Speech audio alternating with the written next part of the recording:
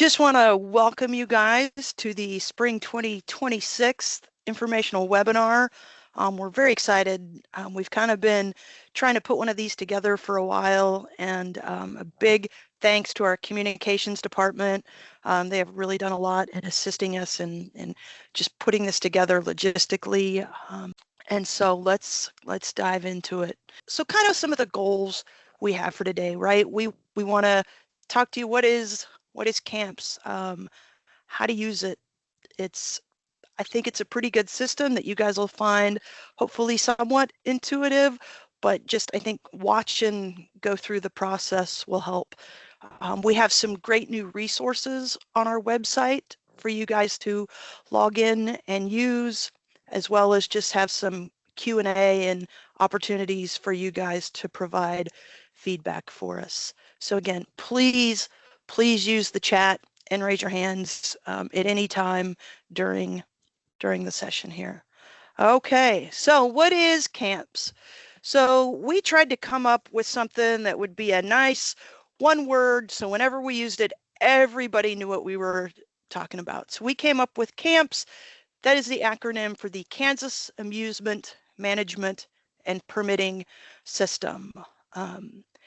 We wanted to kind of include management because it's really the way for you guys to manage your account, not just for us to crank out permits. And so you'll see this logo. That's kind of a logo that is you'll see on a lot of different places as we go through here. So you'll notice this is the old system, what we called the ARPP.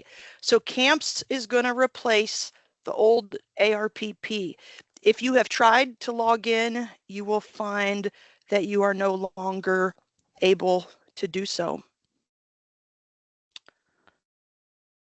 All right. This is kind of a FYI, this will look familiar going forward. And also, I just wanted to mention, I don't know if we did, this is being recorded to hopefully then post for you guys. So if there's something in it that you weren't able to write down or catch, you would be able to come back at a later date and watch the video here. So, okay. Couple key points.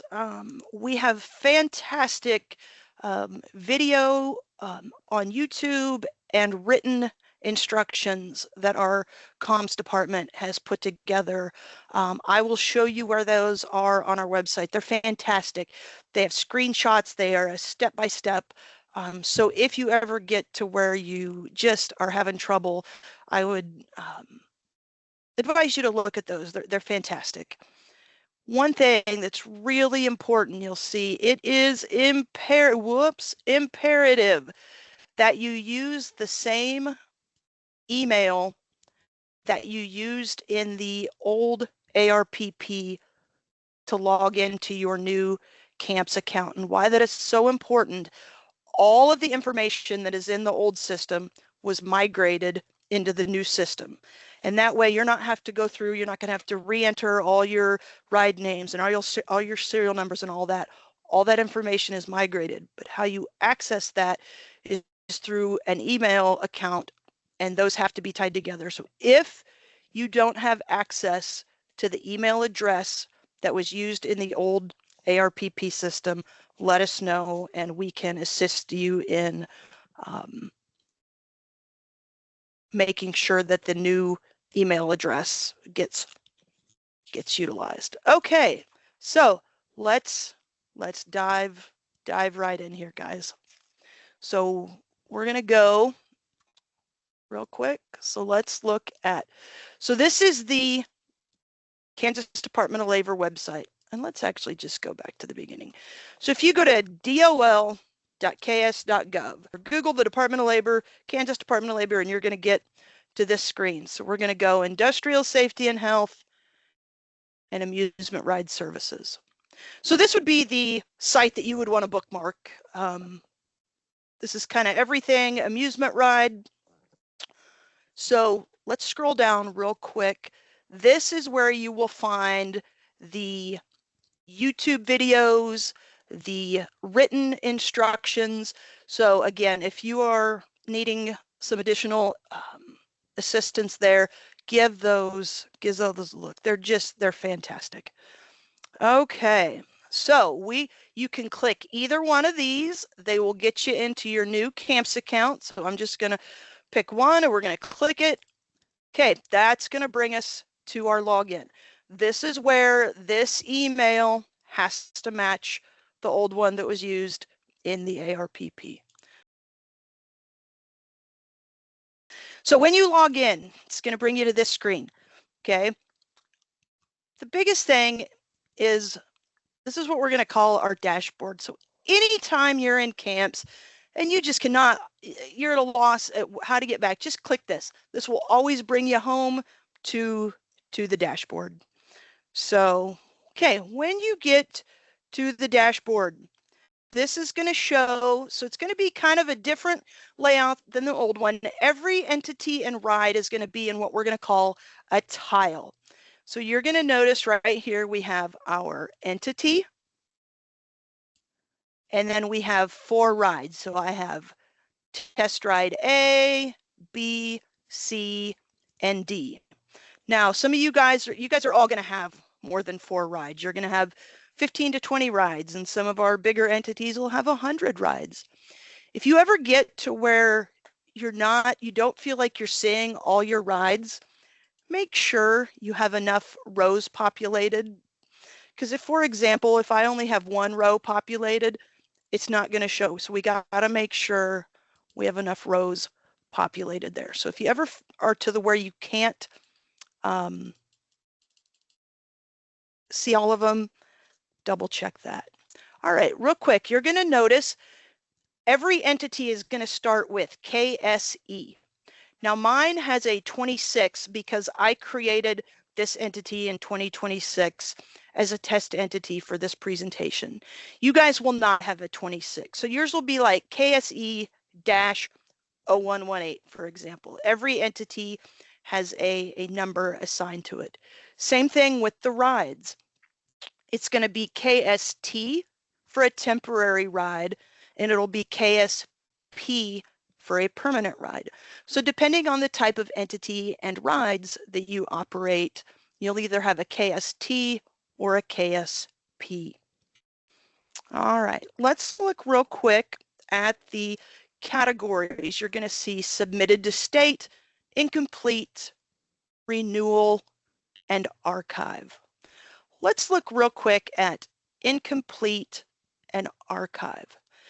Incomplete is going to be where you went to add a new ride, you bought a new ride and you're getting ready to add it, and you go in and you type in some information, and then you realize you're late for a meeting and you leave for the day, and you come back tomorrow and you want to pick up where you left off.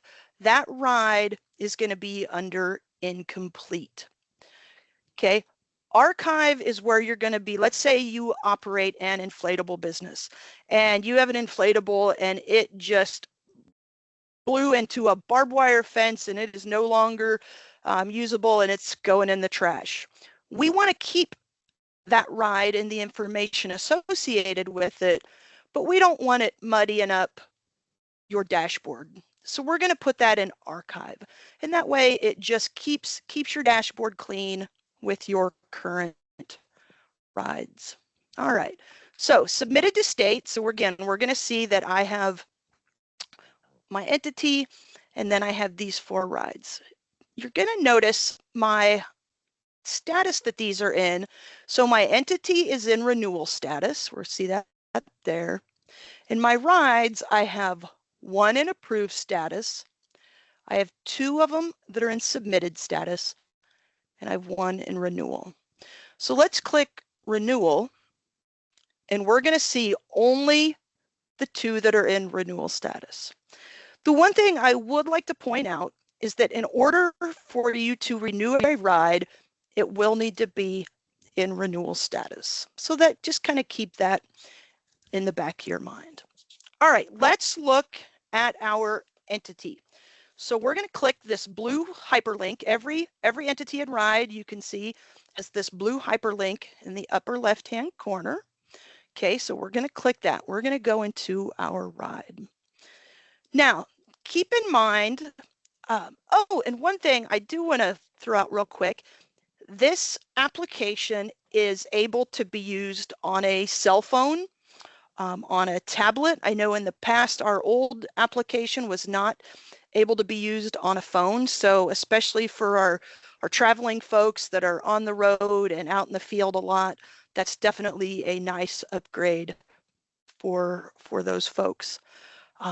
Also, keep in mind, depending on the size of your screen and the type of entity, or not the size of the type of, are you using your phone? Are you using a small laptop? This could look a little different. But let's look real quick here. So we have a place we can add comments. I'm trying to think on an entity, that would be something we would use more on the ride, and I'll talk a little bit more about that. Okay, so we also see related applications. This is where it's going to list all of your rides. So that's just kind of a nice place. It'll show all of your rides. Okay. It's going to show where you're located. So I'm kind of just going down the left column here. And people, obviously, we want to know, we want to have contact information for the folks that are associated with your entity. So when we need to reach out for various reasons, that's where we're going to get that information. All right, let's look at the middle column.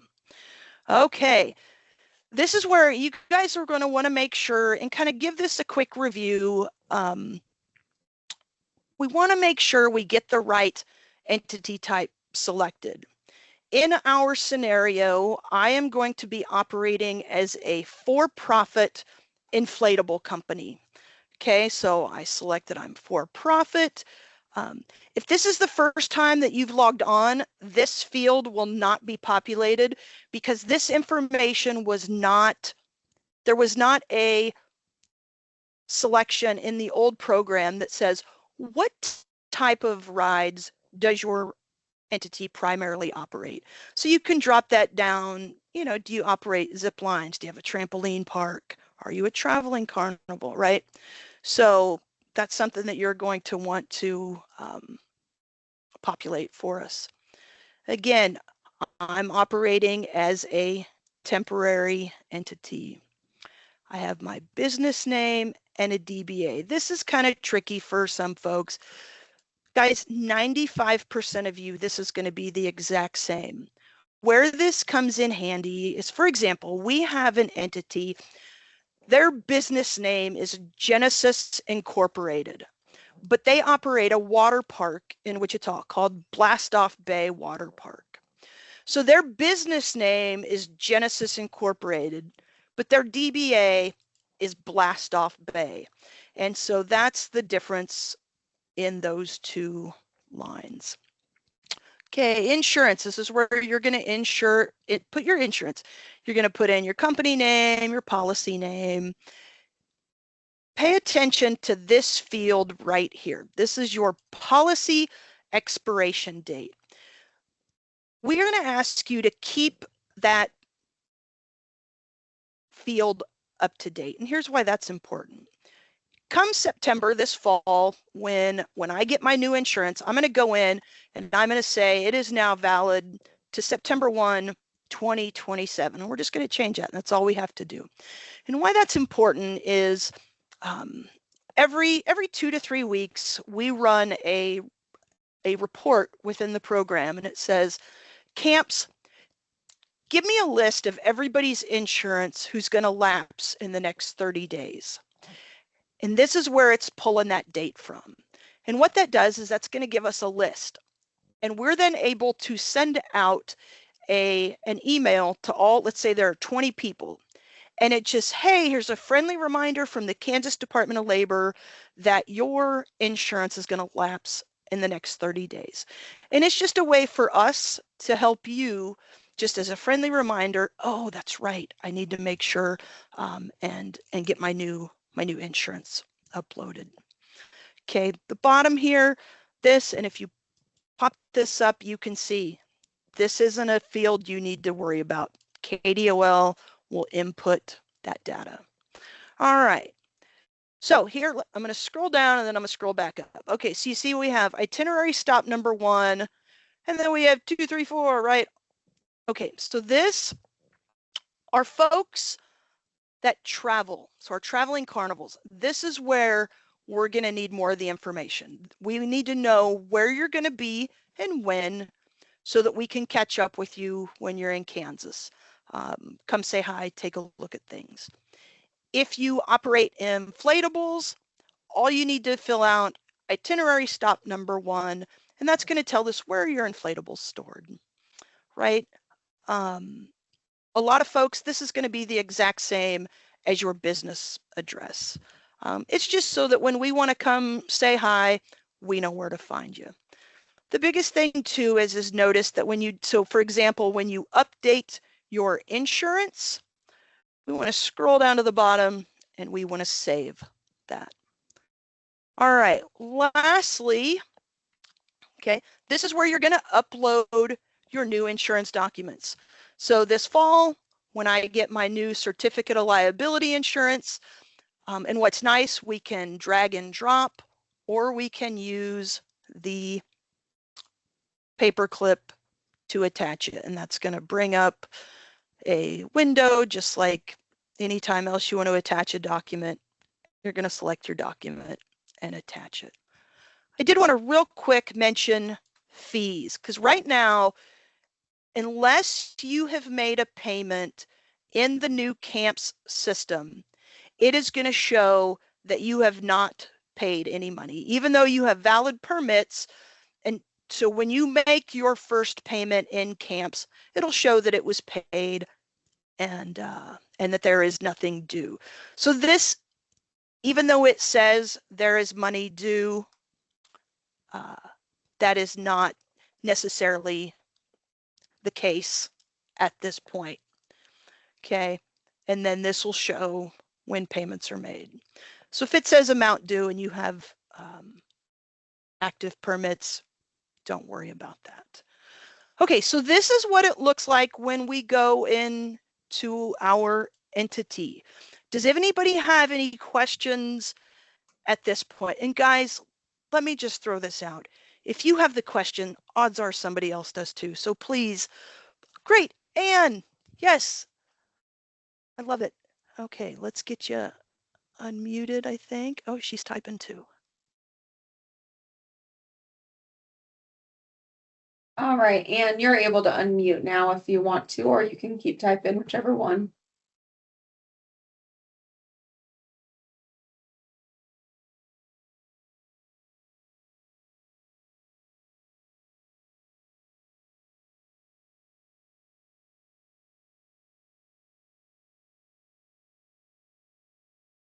Okay, just to confirm, itinerary 1, that is our, you know, and I don't even need where your winter quarter location is.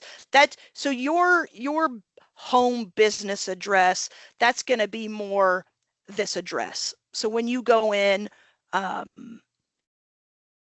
this is the itinerary stops. That is just going to be your first stop in Kansas on your traveling carnival. So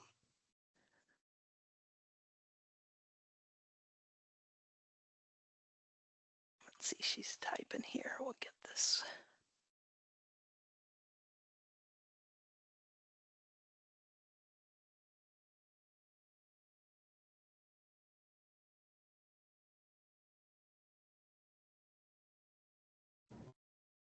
Can you hear me? Got it. Yeah. Yeah. I was gonna say, yeah, I was done typing. I guess it just takes a while to come through, but no, that makes sense. And yeah, I thought when you were talking about the inflatables and stuff, you said like your home spot was the first itinerary. So I just wanted to confirm if you needed to know that, like we park our equipment down in Jacksonville, Texas during the winter, and then our first stop is in Topeka. So I'll list itinerary 1 in Topeka. Thank you. Awesome. You bet. Thank you, Ann.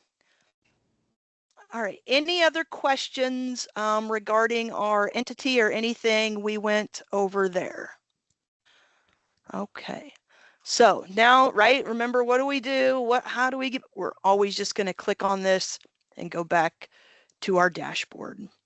All right, so let's just pick ride A. So we're going to go in to ride A. And again, you're going to notice this is going to look very similar to what our entity looked like. You know, again, keep in mind that on a smaller screen, you might only have 2 columns.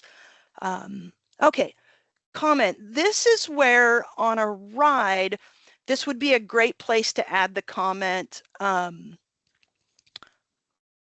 you know, sold the Sizzler, no longer have that ride. Or, you know, in Anne's case, let's say last year Anne permitted 15 rides, but this year she only permitted 10. She could maybe even drop a comment there that says rides, you know, these 5 rides are not coming to Kansas this year. We've got a smaller event. And that way, because, you know, it's just kind of odd, like, well, why did you get 15 last year, but you're only doing 10 this year? Drop a comment there, and then you're not hearing from us, and we're not saying, hey, just wanted to make sure, because we try, if things don't look quite right, you know, we'll reach out and just, hey, wanted to make sure, you know, that you only needed 10 rides. Or if you sold a ride, that would be a great place to put that comment. Excuse me, I need to wet my whistle here real quick. Okay.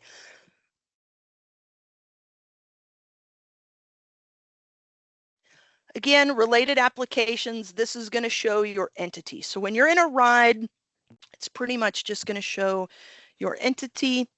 There could be a minor exception to that, but I'm not going to go down that rabbit hole. All right, again, location, that's just kind of your business home.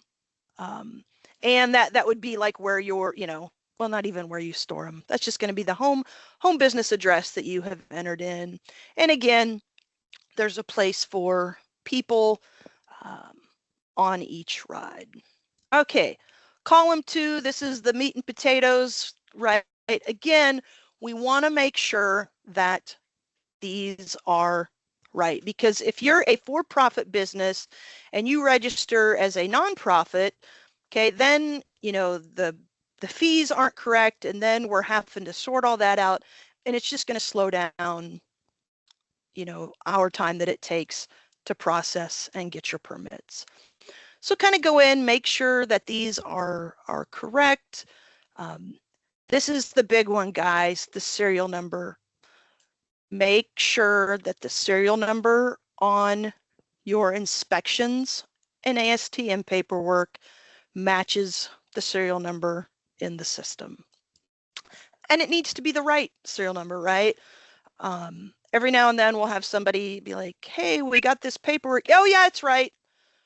Well, it doesn't match what's in the system. And I'm not saying we can't change what's in the system, but we need to be very sure that if it's getting changed, that it's getting changed to the right serial number. So just try to be vigilant about making sure that those serial numbers match, because we sure want to make sure that we're issuing a ride permit to the right serial number, right? Because that's good for us and it's good for you. You know, if there's an injury on a ride and down the line somebody's nitpicking all your documentation and they're like, hey, you didn't even have a permit for the right serial number, that's bad for everybody. So, and we're gonna issue it to the serial number that is provided to us. So again, we're just, you know, putting in ride class, and what's nice, if you forget, we can pull that up and it'll tell you what's a class A and a class B. We're going to put in who inspected it. You know, that way we can verify that that inspector is qualified to do so. Here's another important inspection expiration date. Again, this is where we will ask you to update. So in, you know, late July, when I have new inspections done and I put in a new inspection date, we're going to add a year. So just whatever the inspection date is, add a year. And again, this is where we're going to run the report, and it's going to tell us which rides have inspections that are about ready to lapse. And this is a way for us to help you. Again, we're going to send out an email that says, this is a friendly reminder that you have a ride or some rides whose inspections are getting ready to lapse. Make sure, you get those rides re-inspected and provide us the paperwork. Okay. Non-destructive testing. Is non-destructive testing required? Obviously, that's going to be more for our friends that operate mechanical rides. If you have questions about which rides require non-destructive testing, your inspector's probably the best person to help you figure that out. Inflatable ride permit number, don't worry about that. Again, license, registration, effective date, don't worry about that. KDOL will populate that field. So the biggest thing for you guys is, especially this first time, where this is the first time you've been in camps, for each ride, just give it a quick, yeah, we're for profit. Yep, that's our business name. Yep, and this serial number, this is going to be what was migrated from the old system. So, yep, that's right. Yeah, that all looks right. Just give it a quick look. Again, looks very similar to what it looked like for the ride. This is where you're going to upload your inspection and ASTM certifications. Depending on who does the paperwork for you, some inspectors use a form that it has both the inspection and the ASTM certification. Some inspectors do them on separate forms. So some of y'all might only have to upload one page, some would require two. Okay, same thing on the fees. If you have not made a payment in camps yet, it's going to show an amount due of $30. Disregard that. That doesn't mean you haven't paid. It just means you haven't made that first payment in camps yet. So, all right. Okay, any questions on what we're seeing for the rides? And this is going to be the same for every ride that you have. Okay, so let's go back real quick. Okay, so real quick, right? So our entity and ride C, these are in renewal. So those are rides that are getting ready to, if something's in renewal, that means it's getting ready to lapse and you are able to renew it. So and we will go through and put rides into renewal for you. We're only going to do it about 30 days out. So if you have some rides that you want to renew more than that, it's 40 days out and you're like, I've got some free time this weekend and I'd like to get all of this done. Let us know and we can go through and get those in renewal status for you. So submitted means that you've went through the process, you've filled out all your information and you've hit the blue submit button. And I know that doesn't make sense to you now, but it will. So you've submitted it, but you haven't had an opportunity to go through the payment process yet. So that means it is submitted. Okay, so now let's take a look real quick. So I want to show you real quick here. You'll notice in each tile, there is a choose action. You'll see this in each upper right-hand corner. Okay, so, and on every one, you will have 4 options. Okay, pay fees is the second. It's going to be the second one on all of them. Now, if you remember nothing else I told you today, remember this. When you go to make a payment, do it through the entity. And let me show you why. When we pay through the entity, it is going to bring up the entity, and I'm going to say all of our rides, although you will see ride A is not visible, and that's because it's in approved status. We cannot pay for a ride that's in approved status. So this is going to bring up the entity and all of the rides that are eligible for payment. Now let's say you don't want to pay for ride D for whatever reason, right? We just unclick that button and move on. Okay. We're going to go through more of this later. So let's go back. Now, if you pay through a ride, it is only going to bring up that one ride and the entity. So I paid through ride B. So if you own 15 rides and you try to pay through a ride, you're going to be checking out 15 different times, and nobody wants to do that. So make sure you pay through the entity. So choose action, pay fees, and that's going to bring up all of them. Okay. All right. So I want to walk through real quick. So let's go back to our dashboard.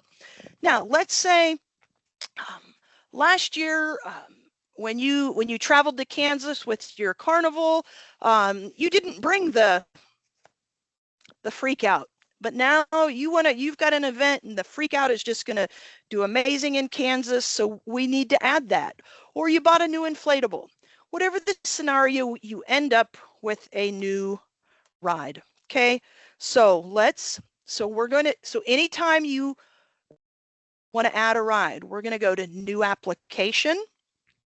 Okay, again, remember in our scenario, I'm a for-profit inflatable company, so I'm going to add a temporary ride and begin application. Okay, you're going to notice, and this is tricky, and I don't like it, but we're stuck. It's the only way. Okay, it says name of business entity or ride. If you are adding a ride, we are going to put the ride name. So we're going to do test ride E, right? Because we had A, B, C, and D, and now we're going to have E. Okay, this is our kind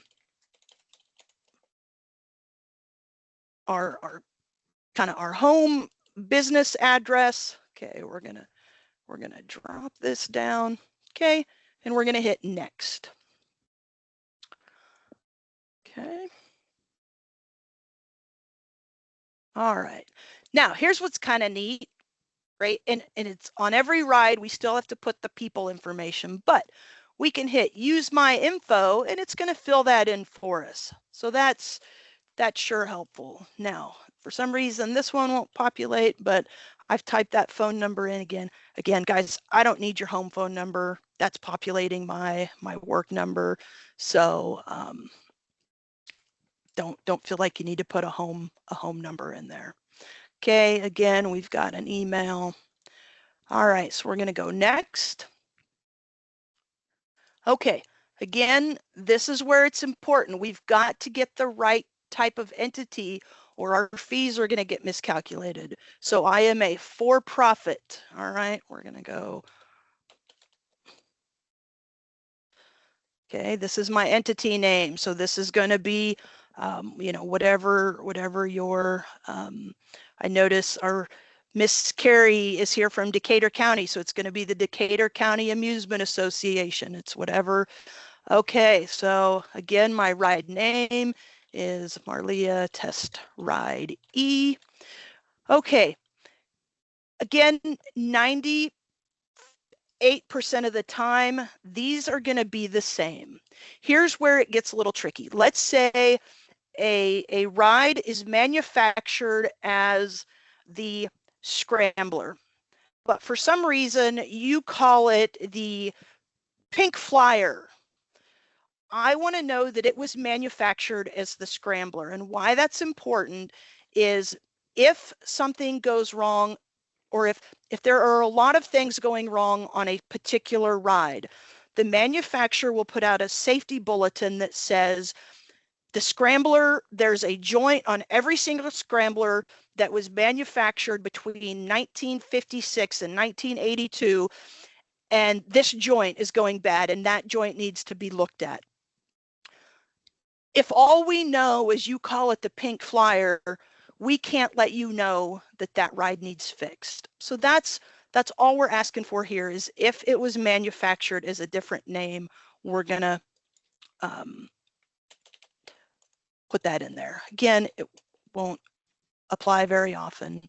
Again, we gotta have a good serial number, so we're gonna call it ride E67. All right, and okay, whoops. So we're gonna say this is a Class A ride, and it was manufactured, let's say it was manufactured by Chance Manufacturing in Wichita, Kansas, and Bob's name is not listed, but Bob Smith inspected this for me, and it was inspected March 10th of 2026, which means then it is valid through March 10th of 27. This is an inflatable, and no, there is no non-destructive testing required on my inflatable. Again, I do not need to populate anything else. So we're going to hit next. Any questions so far, guys, as we kind of go through this? Okay. So again, it's not going to let me go forward if I don't upload. So I'm going to upload a fuel receipt from one of my travels. Now, this is very important. You've got to populate this box right here. So let's watch that again real quick. So when we go to add a document, so this is our inspection for Marlia Test Ride E. We're going to open that. When this drops down, click that and then hit save. Okay, it's going to take just a little bit for this to load. You'll notice that this is still red. It's going to take a little bit. And I have found some. There it is. See, as soon as that loaded, then that turns green. We're ready to move on. Okay, let's say you uploaded the wrong document. You uploaded the mini cars and instead of the carousel. You can go and you can delete that and put the right one in there. Okay, next. Now, remember when I said you would hit the blue submit button? So we're going to scroll all the way. We're working on, I'm not sure why that there, it doesn't hurt anything. Submit.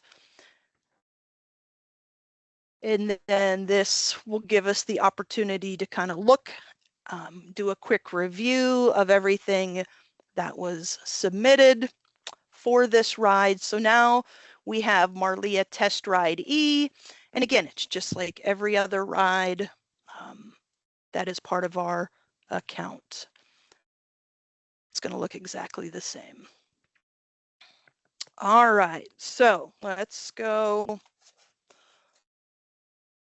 So we're going to go back to our home page, our dashboard, and now we have an entity and we have 5 rides. We have ride A, B, C, D, and our newly added ride E.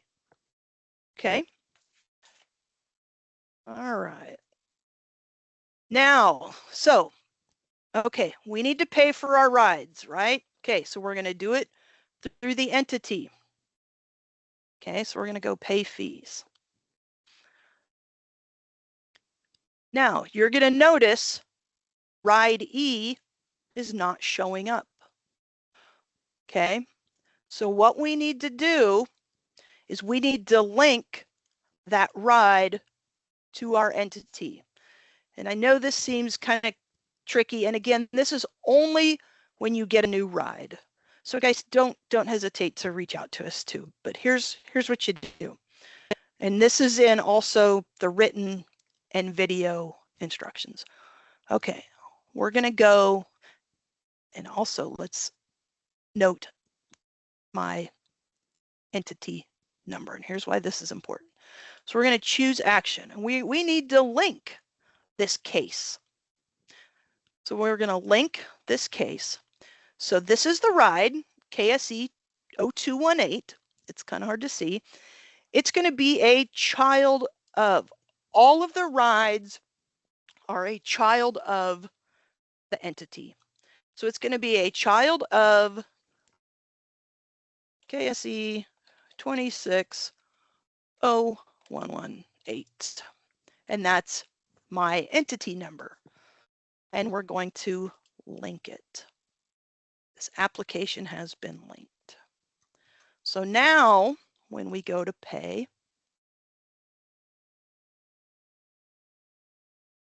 ride E shows up. Okay, so again, that's only if you have a new ride that was never part of the old ARPP and was not migrated into your new camps account. But it happens, especially it's more common with our inflatable folks. They buy a new inflatable. Okay, so real quick, so we want to, and what's handy, we can click this box and it populates all of them. So we're going to pay for our entity and 4 rides. Okay, so we're going to check out. And we're going to pay now.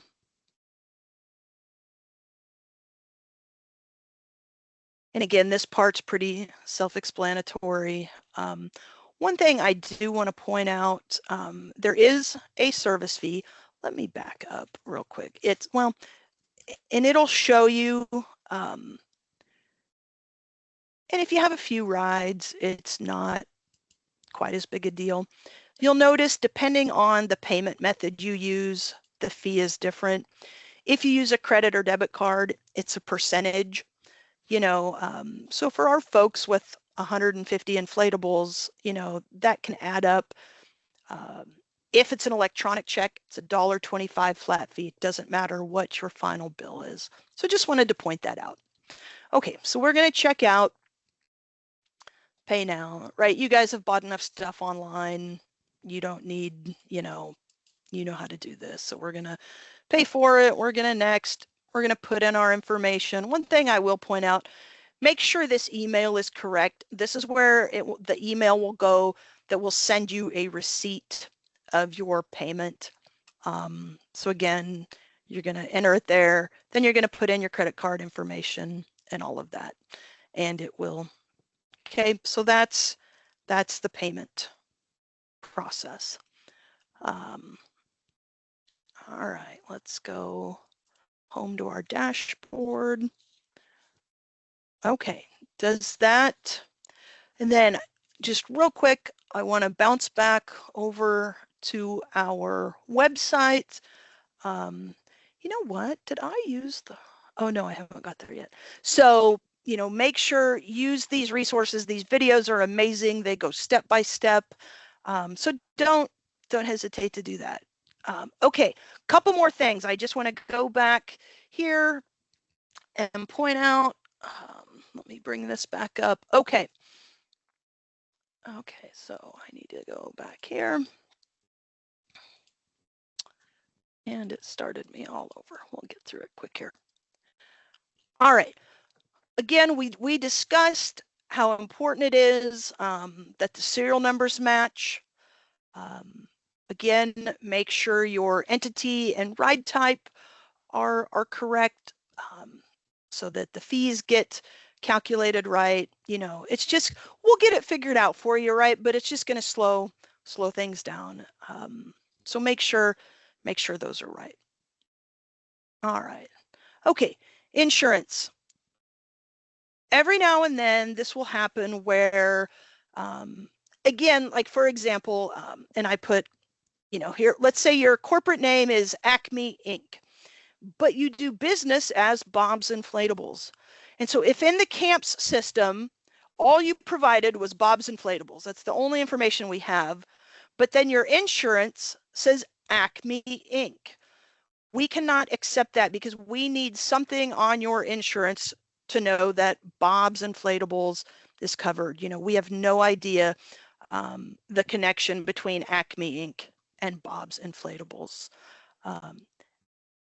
Very few of you, it's more of our traveling carnivals, or that they will have rides listed on their actual certificate of liability insurance. If there are rides with serial numbers, those must also match what is in camps.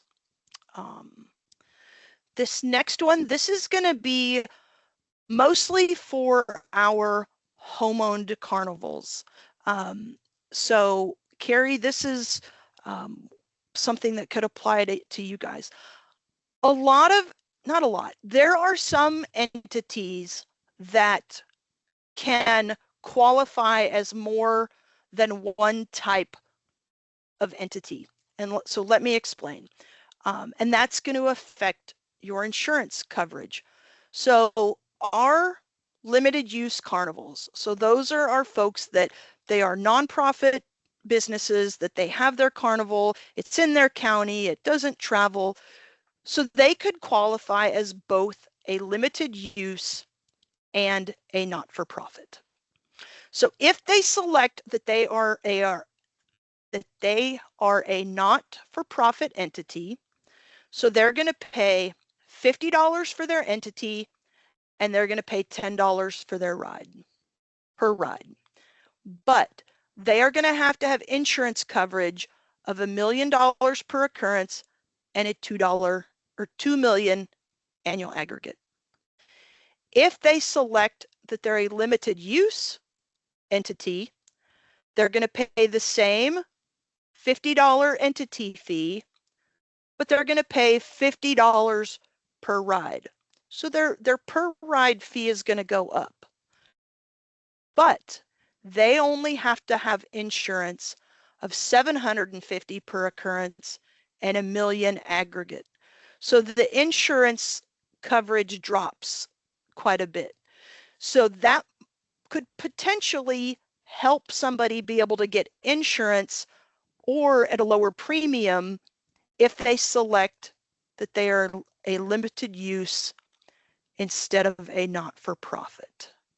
And I know this is kind of convoluted, and I hope that makes sense. But I just wanted to mention that some of our folks fall into two different categories. You know, for example, we have some people that they're a government entity that operate an antique carousel, and that's going to be the same thing. They're going to fall in two different categories. So if you have any questions about that and where I was going with that, give us a holler. Okay, just a couple more slides here, guys. All right, this is a big one. In the past, the Department of Labor has been very active in uploading all your documents for you. You email them in and they magically appear uploaded in your account.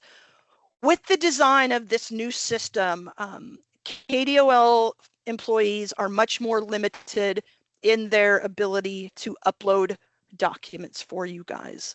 So keep that in mind. If that was something in the past that you were used to just emailing those in, you guys are going to have to upload them. Now, if you have questions how to do it, something's not working right, obviously reach out to us and we'll do everything we can do to help you.